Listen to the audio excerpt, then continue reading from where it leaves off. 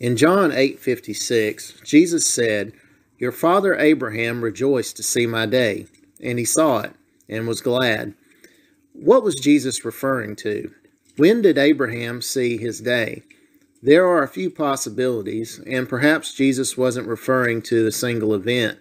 Perhaps he was even referring to Abraham's walk of faith and a vision to see the course redemptive history would take. But there is one event that certainly stands out as a gospel illustration in the Old Testament, and we find it in Genesis 22. Verse 1, "And it came to pass after these things that God did tempt Abraham and said unto him, Abraham. And he said, Behold, here I am. And he said, Take now thy son, thine only son Isaac, whom thou lovest, and get thee into the land of Moriah, and offer him there for a burnt offering upon one of the mountains which I will tell thee of. And Abraham rose up early in the morning, and saddled his ass, and took 2 of his young men with him, and Isaac his son, and clave the wood for the burnt offering, and rose up, and went unto the place of which God had told him." Paul told Timothy to be ready in season and out of season. Abraham's response, "Here I am," demonstrates his adherence to this principle. The idea in 2 Timothy 4:2 is to be ready for battle, be ready for an ambush. Here God is going to test Abraham's faith in a manner as serious, or more so, than going into a fight. Now God is omniscient, so he isn't going on a discovery mission here. Instead, he is refining and deepening Abraham's faith. Isaac was Abraham's promised son, and he had waited a long time indeed for that son to come. He was 75 when the promise was first made, but 100 years old when Isaac was born. If he sacrificed his son, that would put him back to square one. Not only that, he loved his son. I imagine most of us would have panicked, protested, and been incapable of obeying. But God is sensitive to Abraham, acknowledging that he loves his son. And the fact that God had kept his promise when it seemed he had forgotten gave Abraham the faith to obey. Verse 4, "Then on the 3rd day Abraham lifted up his eyes and saw the place afar off. And Abraham said unto his young men, Abide here with the ass, and I and the lad will go yonder and worship, and come again to you. And Abraham took the wood of the burnt offering, and laid it upon Isaac his son. And he took the fire in his hand, and a knife, and they went both of them together." We can only speculate as to how Abraham must have felt. I would have been an emotional wreck, constantly saying to myself, something's got to give. When the mountain came into view, he had no choice but to go forward with the plan. Now, what was about to happen was not for Abraham's servants. If they had come along, they might have interfered, thinking the old man had lost his mind. They would have at least been a distraction. If it were me, I wouldn't want them there either. Come to think of it, I wouldn't want to be there myself. Now, we tend to envision Isaac as a small child here. Dr. MacArthur says that he may have been in his 20s. Lad in verse 5 could be translated as young man. In fact, that is the translation used in the Amplified Bible. So not only had Abraham waited a long time for this son, enough time had passed for him to be sure this was going to be his only son, aside from Ishmael, of course. Verse 7, "And Isaac spake unto Abraham his father, and said, My father. And he said, Here I am, my son.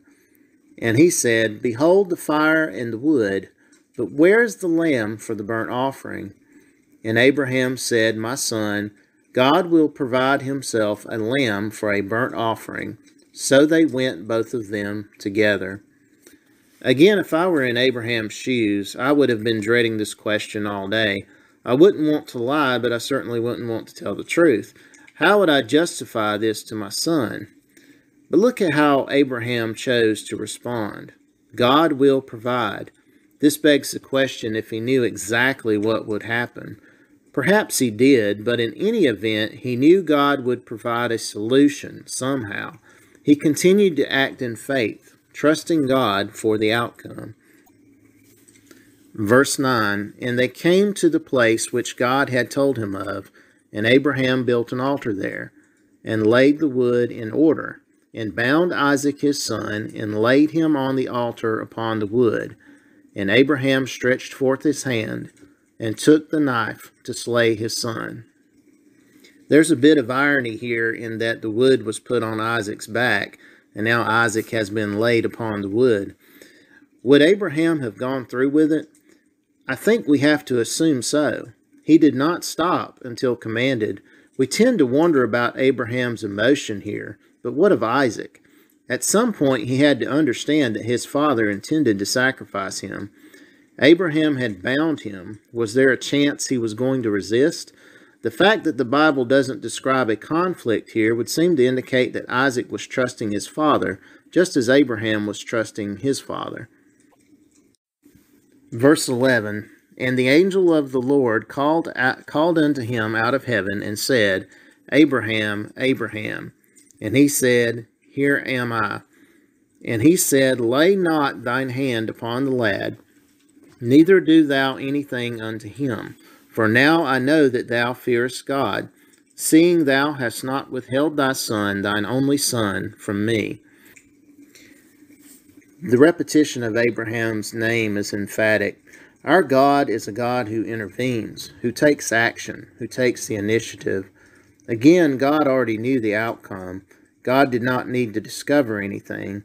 The test was to edify Abraham, and likely Isaac.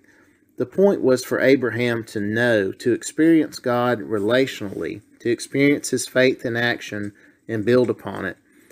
Faith is something God expects us to act out and to live.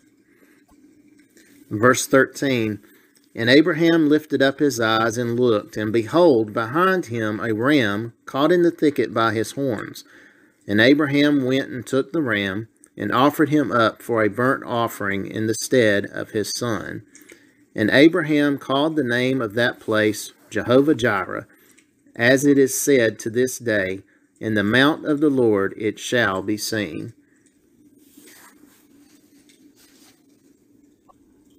Hebrews 11, verses 17 through 19 says this, By faith Abraham, when he was tried, offered up Isaac, and he that had received the promises offered up his only begotten son, of whom it was said, that in Isaac shall thy seed be called, accounting that God was able to raise him up, even from the dead, from whence also he received in him a figure.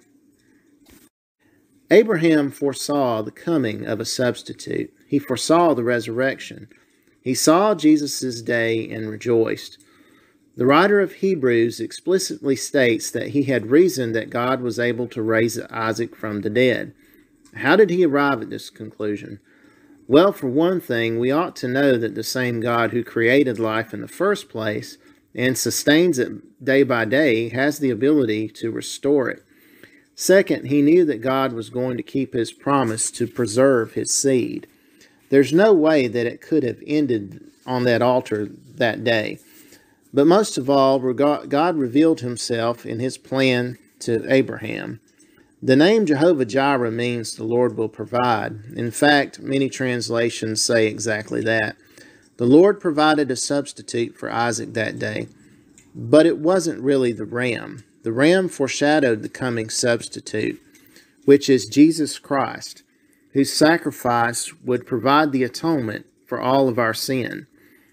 2 Corinthians 5:21 says this, For he hath made him to be sin for us, who knew no sin, that we might be made the righteousness of God in him. Our sin was imputed to Christ on the cross, that his righteousness could be imputed to us before God.